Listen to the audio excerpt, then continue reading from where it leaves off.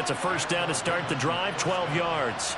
I know at retirement ceremonies, a rocking chair is often one of the major gifts, but don't give this guy one just yet. He may be plus 30, but my goodness, how about that effort? Yeah, he's not that old. Hey, I'm on the wrong side of 32. You okay? You feeling all right? I'll be all right. Okay, good. I just need some chocolate and a box of tissue.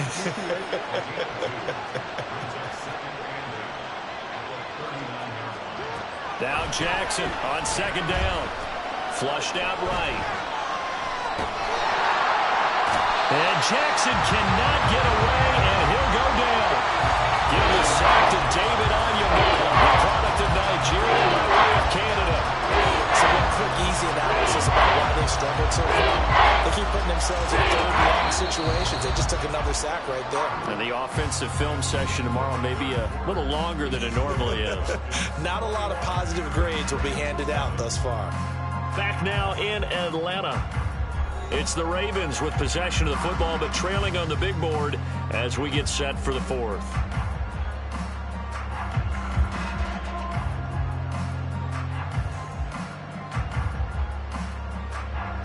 The Ravens on third down. They've hit 2 for 4 thus far. This is 3rd and 17.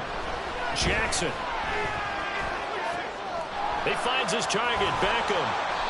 And they'll get him down about 3 yards short of the first. And they're indeed going to go for it here on 4th down. So trailing here in the last quarter, let's see how this plays out. And he's got enough for the first across midfield to the 48. The time to pull out the stops is now, and they convert there on 4th down. I tell you, they didn't give it to him much for the first 3 quarters, but when they have, he's been efficient. Maybe they ride him more here down the stretch. Yeah, not sure it was actually in the game plan for him to have as few carries as he has, but it might play out really well for them now. As you noted, they want to ride him down the stretch. Look at this, middle of the field, a breakaway. And he'll take it into the end zone for a Ravens touchdown.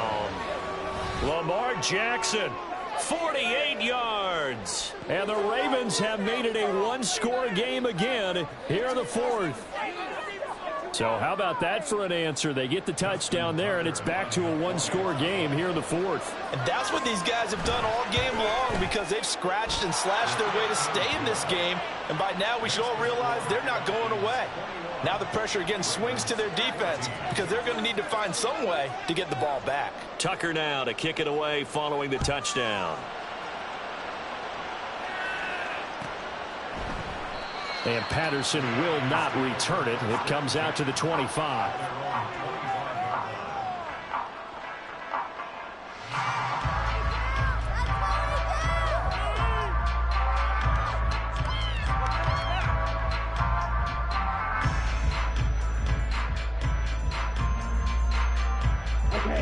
About set to begin their next drive, the Falcons offense at the line.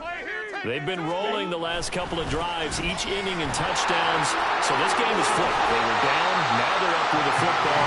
We'll see how they handle it. Can we get a spy on the headset now between the head coach and offensive coordinator? Because they've been in attack mode. Had to get back into the game. Now they have the lead. Do you stay on the attack, or do you dial it back a little bit to try and protect this lead? Well, my cop-out answer would be somewhere in the middle. I think it's going to be a fine line, is it not? I think you're exactly right, but I do think if they can stay aggressive and keep them on their heels, they'll be best served that way. Right.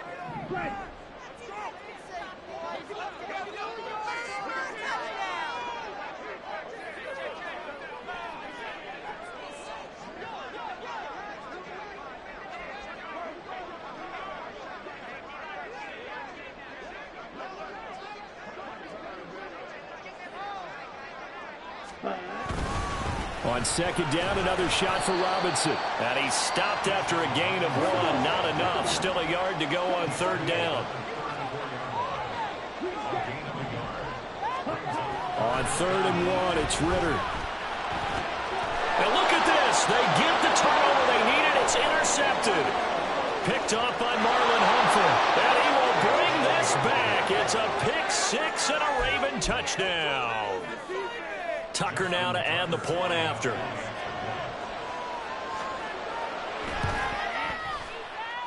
And we are tied here in the 4th quarter.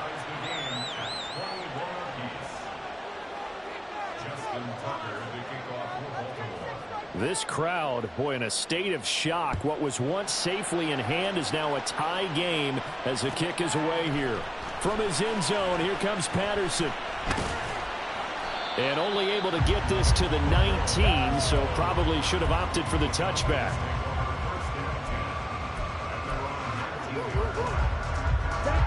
The Atlanta offense out there for their next drive. They will look to flush the memory of that pick six as we now have a brand new tie ball game here in the fourth quarter. Getting down to the good stuff. Linebacker Patrick Queen bringing him down.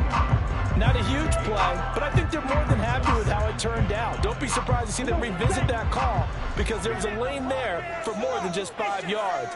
Put it in your back pocket and break it out when you need it later.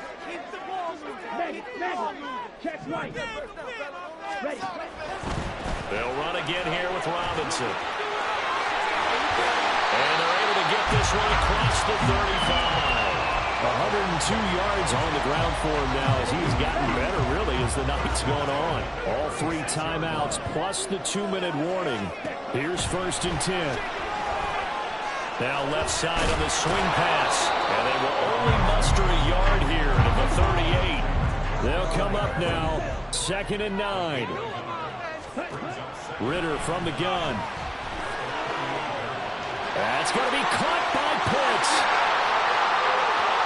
Down the sideline he goes. And he's going to get this down inside the 5 before he's out of bounds. Here's 1st and goal.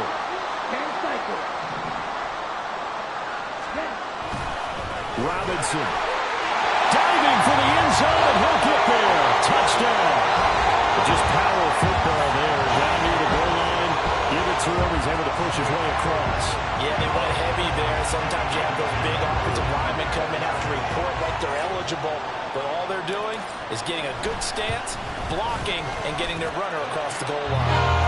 They get one more as the extra point's up and good. And they will take a 7-point lead.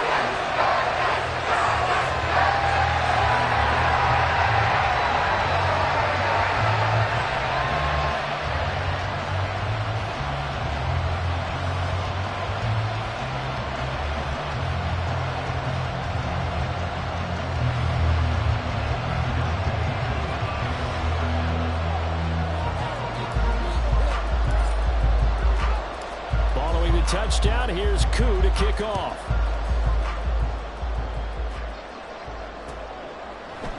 Duvernay now going to bring it out. And ultimately cannot get this out to the 25-yard line as he's dropped at the 23.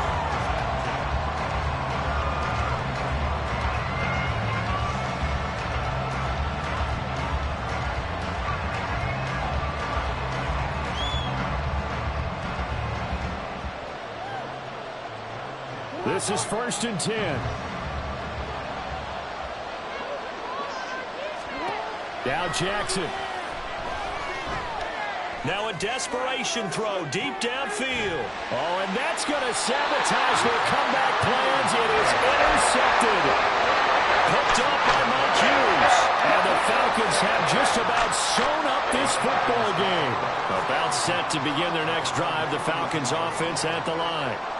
And this one now not quite over yet. Still 2 timeouts remaining defensively. And, boy, having that 3rd timeout would have really helped here. Another example of why coaches really stress saving your timeouts for when you absolutely have to have them. They go over this all the time. Here's one of those situations. And he'll push his way up to about the 44 here. And they're going to speed things up here.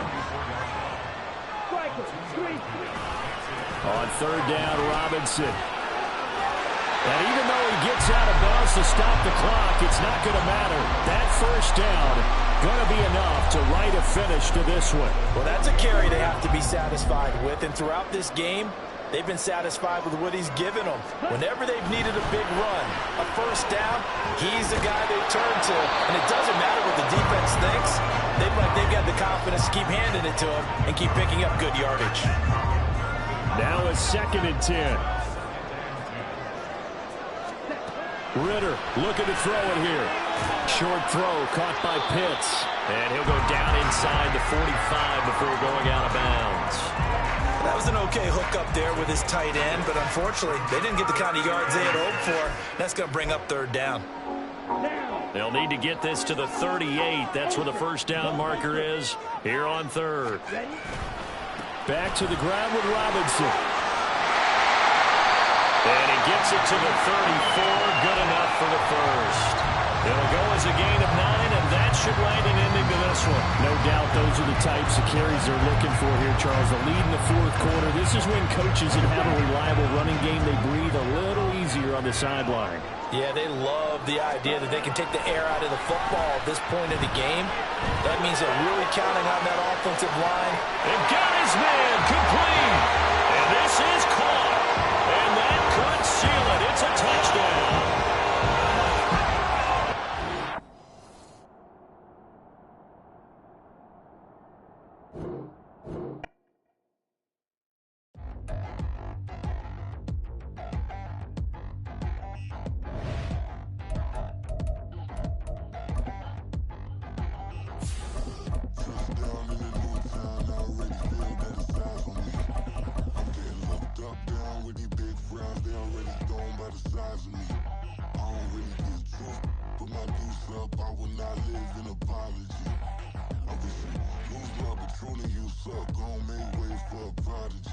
Nobody do it better than me, not incredibly. I do this competitively, uneditably.